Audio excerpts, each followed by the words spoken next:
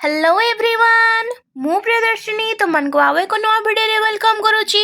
तो पूर्व भिडियो गुड़िक पिला माने मु तुमर षष्ठ श्रेणी गणित प्रकाश बही प्रथम अध्याय जोटा कि गणितर संरचना से आरंभ कर सारी पिला माने मु ऑलरेडी से दीटा भिडियो बन सारी।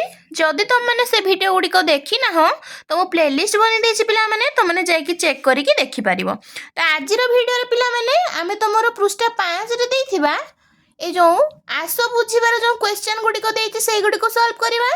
तो एक नंबर क्वेश्चन कौन कही देख सारणी 2 रे दिया जाइथिबा संख्या क्रमर चित्रित उपस्थापना को निज खाता रे लेख एवं प्रत्येक क्रम पाई परवर्ती चित्र अंकन कर। तो चलो एटी को करबा।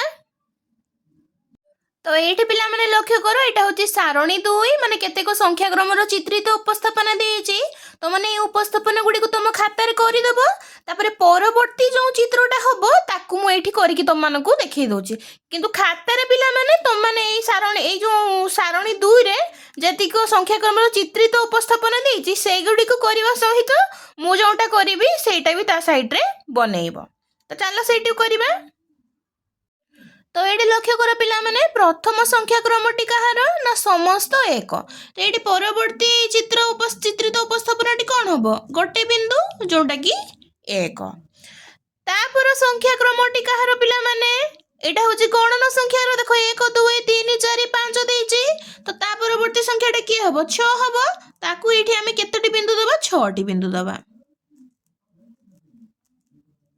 तो ये हम नेक्स्ट देख पिला माने 1 3 5 7 9। तो ये अजुग्म संख्या मानकर चित्रित उपस्थापना। तो ये 9 पर अजुग्म संख्या किए 9 परवर्ती अजुग्म संख्या केते हमर 11। तो ये 11 को आम केमती सजेबा देख एठी तले 5टा बिंदु एठी तले आम 6टा बिंदु दबा ता ऊपर एठी आम 5टा बिंदु दबा। तो ये देख ये आम 11 हो गला। नेक्स्ट देख ये पिला माने 2 4 6 8 10। तो यहाँ हूँ कौ संख्या क्रमर चित्रित उपस्थापना यहाँ हूँ आमर जुग्म संख्यार चित्रित उपस्थापना। तो 10 परवर्ती जुग्म संख्या किए 12। तो 12टा को आम केमती सजाई परिबा तले आम 6टी बिंदु दबा ता ऊपर आम ये पुणी 6टा बिंदु दबा।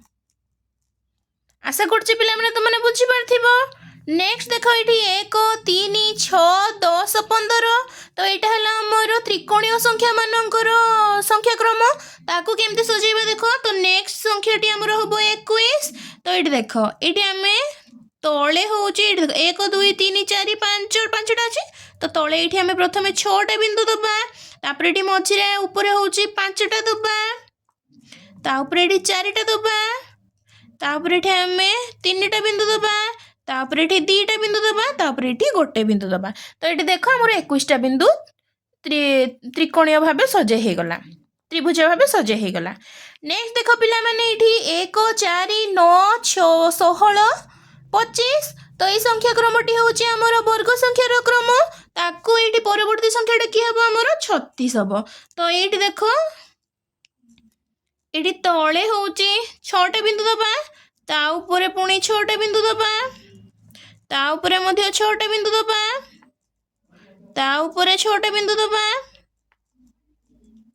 ता ऊपर 6टा बिंदु दबा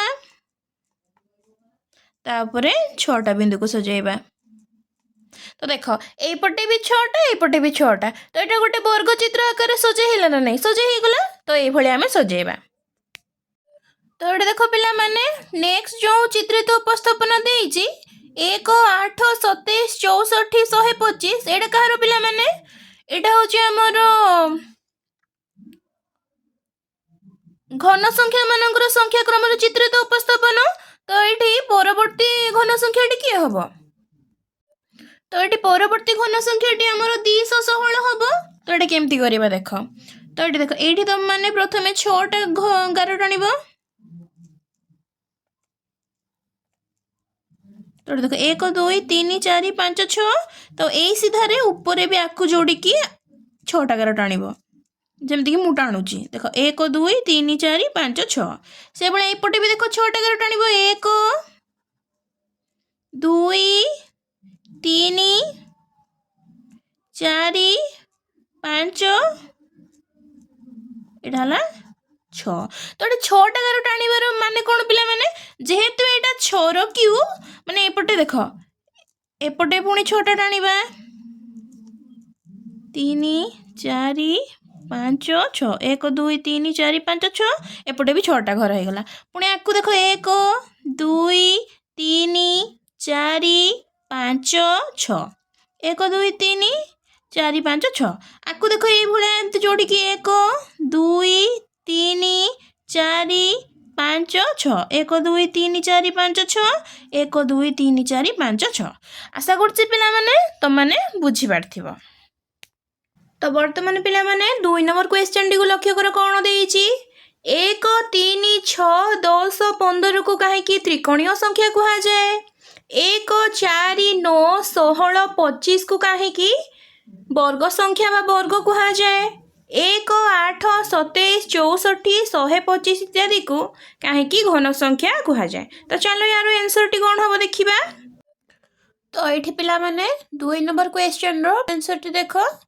1 3 6 10 15 ଇତ୍ୟାଦିକୁ ତ୍ରିକୋଣୀୟ ସଂଖ୍ୟା କୁହାଯାଏ କାରଣ ଏହି ସଂଖ୍ୟକ ବିନ୍ଦୁଗୁଡ଼ିକୁ ଏକ ସମବାହୁ ତ୍ରିଭୁଜର ଆକୃତିରେ ଚିତ୍ରିତ ଉପସ୍ଥାପନା କରାଯାଇ ପାରୁଛି ତ ଏଠି ମାନେ କ'ଣ ପିଲାମାନେ 1 3 6 10 15 ଇତ୍ୟାଦି ଯେଉଁ ତ୍ରିକୋଣୀୟ ସଂଖ୍ୟା ଗୁଡ଼ିକ ରହିଲା ତ ଏହି ସଂଖ୍ୟକ ବିନ୍ଦୁମାନଙ୍କୁ ନେଇକି ଆମେ ଗୋଟେ ସମବାହୁ ତ୍ରିଭୁଜର ଆକୃତିର ଚିତ୍ରିତ ଉପସ୍ଥାପନା କରିପାରିବା ତେଣୁ ଏଗୁଡ଼ିକୁ ତ୍ରିକୋଣୀୟ ସଂଖ୍ୟା କୁହାଯାଏ ନେକ୍ସଟ ଦେଖ ପିଲାମାନେ 1 4 9 16 25 ଇତ୍ୟାଦିକୁ ବର୍ଗ ସଂଖ୍ୟା କୁହାଯାଏ କାରଣ ଏହି ସଂଖ୍ୟକ ବିନ୍ଦୁଗୁଡ଼ିକୁ ଏକ ବର୍ଗ ଚିତ୍ରର ଆକୃତିରେ ଚିତ୍ରିତ ଉପସ୍ଥାପନା କରାଯାଇ ପାରୁଛି ତାପରେ ଦେଖ 1 8 27 64 125କୁ ଘନ ସଂଖ୍ୟା କୁହାଯାଏ କାରଣ ଏହି ସଂଖ୍ୟକ ବିନ୍ଦୁଗୁଡ଼ିକୁ ଏକ ସମଘନର ଆକୃତିରେ ଚିତ୍ରିତ ଉପସ୍ଥାପନା କରାଯାଇ ପାରୁଛି ଆଶା କରୁଛି ପିଲାମାନେ ତମାନେ ବୁଝିପାରିଥିବ ନେକ୍ସଟ ଏଠି ପିଲାମାନେ 3 ନମ୍ବର କ୍ୱେଶ୍ଚନଟି କ'ଣ କହିଛି ଦେଖ ତୁମେ ମାନେ ଲକ୍ଷ୍ୟ କରିଥିବ ଯେ 36 ହେଉଛି ଏକ ତ୍ରିକୋଣୀୟ ସଂଖ୍ୟା ଏବଂ ଏକ ବର୍ଗ ସଂଖ୍ୟା ଅର୍ଥାତ୍ 36ଟି ବିନ୍ଦୁକୁ ନେଇ ଉଭୟ ତ୍ରିକୋଣୀୟ ଚିତ୍ର ଓ ବର୍ଗ ଚିତ୍ରରେ ସମ୍ପୂର୍ଣ୍ଣ ରୂପେ ସଜାଇ ପାରିବା ତୁମ ଖାତାରେ ଚିତ୍ର କରି ଏହାକୁ ଦେଖାଅ ଏଇଥିରୁ ଜଣାଯାଉଛି ଯେ ସମାନ ସଂଖ୍ୟାକୁ ଭିନ୍ନ ଭିନ୍ନ ଉପାୟରେ ପରିସ୍ଥିତି ଅନୁଯାୟୀ ଉପସ୍ଥାପନ କରାଯାଇପାରିବ ତୁମେ ଏହିପରି ଅନ୍ୟ କିଛି ସଂଖ୍ୟାକୁ ବିଭିନ୍ନ ଉପାୟରେ ଚିତ୍ରିତ ଉପସ୍ଥାପନା କରିବାକୁ ଚେଷ୍ଟା କର ତ ଚାଲ ଏଇଟିକୁ କରିବା ପିଲାମାନେ ତ ଏଇଠି ଦେଖ ପିଲାମାନେ ସେଠି କ'ଣ କହିଥିଲା ନା 36 ଗୋଟେ ତ୍ରିକୋଣୀୟ ସଂଖ୍ୟା ବର୍ଗ ସଂଖ୍ୟା ତ ତାକୁ ଆମେ ଉଭୟ ସଂରଚନାରେ ସଜାଇ ପାରିବା ତ ଦେଖ ତ ଏଇଠି ତୁମମାନେ 36କୁ ତ୍ରିକୋଣୀୟ ସଂଖ୍ୟାର ଚିତ୍ରିତ ଉପସ୍ଥାପନାରେ ଏଇଭଳିଆ ସଜାଇ ପାରିବ ତାପରେ ଏଇଠି ତୁମମାନେ 36କୁ ବର୍ଗ ସଂଖ୍ୟାର ଚିତ୍ରିତ ଉପସ୍ଥାପନାରେ ସଜାଇ ପାରିବା ତ କ୍ୱେଶ୍ଚନରେ ସେଇଠି ଆମକୁ ଆଉ କ'ଣ କହିଥିଲା ନା ଏଇଭଳି ଅନ୍ୟ କିଛି ସଂଖ୍ୟାକୁ ବିଭିନ୍ନ ଉପାୟରେ ଚିତ୍ରିତ ଉପସ୍ଥାପନ କରିବାକୁ ଚେଷ୍ଟା କର ତ ଏଇଠି ଦେଖ ସେଇଭଳିଆ 9କୁ ଆମେ ଉଭୟ ଅଯୁଗ୍ମ ସଂଖ୍ୟା ବର୍ଗ ସଂଖ୍ୟାର ଚିତ୍ରିତ ଉପସ୍ଥାପନରେ ସଜାଇ ପାରିବା ତ ଏଇଠି ଦେଖ ଏଠି 9କୁ ମୁଁ ଅଯୁଗ୍ମ ସଂଖ୍ୟାର ଚିତ୍ରିତ ଉପସ୍ଥାପନା ସଜାଇଛି ଆଉ ଏଠି 9କୁ ଆମର ବର୍ଗ ସଂଖ୍ୟାର ଚିତ୍ରିତ ଉପସ୍ଥାପନାରେ ମୁଁ ସଜାଇ ଦେଇଛି ତାପରେ ଦେଖ ଏଠି ସେଇଭଳିଆ 10କୁ ଉଭୟ ଯୁଗ୍ମ ସଂଖ୍ୟା ଓ ତ୍ରିକୋଣୀୟ ସଂଖ୍ୟାର ସଂରଚନାରେ ସଜାଇ ପାରିବା ତ ଏଠି ଦେଖ ମୁଁ 10କୁ ଯୁଗ୍ମ ସଂଖ୍ୟାର ଚିତ୍ରିତ ଉପସ୍ଥାପନାରେ ସଜାଇଛି ଆଉ ଏଠି 10କୁ ତ୍ରିକୋଣୀୟ ସଂଖ୍ୟାର ଚିତ୍ରିତ ଉପସ୍ଥାପନାରେ ସଜାଇଛି ତ ଏଇଭଳି ଆହୁରି ମଧ୍ୟ ସଂଖ୍ୟା ଅଛି ପିଲାମାନେ ତମେ ଚାହିଁଲେ ସେଇଗୁଡ଼ିକୁ ମଧ୍ୟ ନେଇପାରିବ ନେକ୍ସଟ ଏଠି ପିଲାମାନେ 4 ନମ୍ବର କ୍ୱେଶ୍ଚନଟିକୁ ଲକ୍ଷ୍ୟ କର କ'ଣ ଦେଇଛି ନିମ୍ନରେ ଦିଆଯାଇଥିବା ସଂଖ୍ୟାର କ୍ରମକୁ ତୁମେ କ'ଣ ନାମ ଦେବ ତ ଏଠି ଦେଖ ପ୍ରଥମେ 1 ତାପରେ 7 ତାପରେ 19 ତାପରେ 37 ଏଗୁଡ଼ିକ ଷଡ଼ଭୁଜୀୟ ସଂଖ୍ୟା କୁହାଯାଏ ଏହାକୁ ନିଜ ଖାତାରେ ଅଙ୍କନ କର ଏହି ସଂଖ୍ୟା କ୍ରମର ପରବର୍ତ୍ତୀ ସଂଖ୍ୟାଟି କେତେ ହେବ ନିର୍ଣ୍ଣୟ କର ତ ଚାଲ ଏଟିକୁ କରିବା ତ ଏଠି ଦେଖ ପିଲାମାନେ 4 ନମ୍ବର ଆନ୍ସରଟିକୁ 1 7 19 37 ହେଉଛି ଷଡ଼ଭୁଜୀୟ ସଂଖ୍ୟା କାରଣ ଏମାନେ ଷଡ଼ଭୁଜୀୟ ସଂରଚନା ଅନୁସରଣ କରୁଛନ୍ତି ତ ଦେଖ ଯେପରିକି ପ୍ରଥମ ଷଡ଼ଭୁଜୀୟ ସଂଖ୍ୟାଟା ହେଉଛି 1 ତା ପରବର୍ତ୍ତୀଟା କେମିତି ବାହାରିବ ଦେଖ 1 ଯୁକ୍ତ 6 1 6 1 ଯୁକ୍ତ 6 କଲି ସମାନ 7 ବାହାରିଲା ତାପରେ ଦେଖ ନେକ୍ସଟ ଆମର 7 ଯୁକ୍ତ 6 ଦୁନେ 12 ଏଠି ବାହାରିବ ଆମର କେତେ 19।